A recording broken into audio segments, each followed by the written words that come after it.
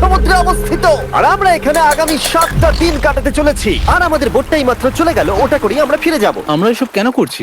মজা করার জন্য। এখানে প্রাকৃতিক সৌন্দর্যের অস্তিত্ব থাকলেও গত 250 বছর ধরে এখানে কোনো জনমানবের অস্তিত্ব নেই। কিন্তু পরের 7টা দিন আমরা এখানে কাটাবো, আর 4 ঘন্টার মধ্যে কিন্তু অন্ধকার হয়ে যাবে। এখানে খুব গরম, এক্ষুনি আমাদেরকে শেল্টার বানাতে হবে। আচ্ছা, আমরা এখানে তো ক্যাম্প করতে পারি, জায়গাটা বেশ সুন্দর লাগছে।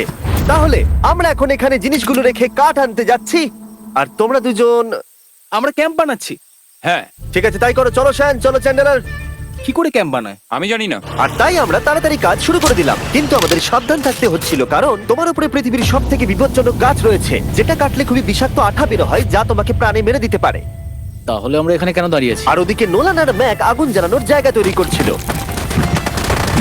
দেখো কত সুন্দর আগুন তৈরি করেছি আমরা। এখানে তো আগুন জ্বলছে না। না মানে এটাতে ভালো আগুন চালানো যাবে। আর সেন আমাদের থাকার জায়গার ফ্রেম তৈরি করছিল। তুমি নিশ্চিত এটা আমাদের উপরে ভেঙে পড়বে না?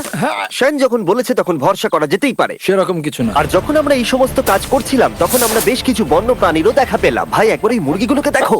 এই, ওখানেই তোমরা দাঁড়াও। কিন্তু কিছুক্ষণের মধ্যেই বুঝতে পারলাম কেন ওরা দৌড়ে পালিয়ে যাচ্ছিল। এই, তুমি এখানে কি করছো?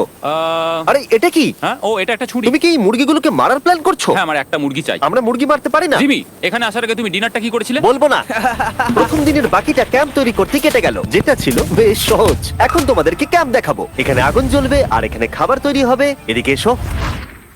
আর ঠিক এইখানে আমরা ঘুমাবো, যেটার বিশেষ প্রয়োজন। তারপর আমরা নিয়ে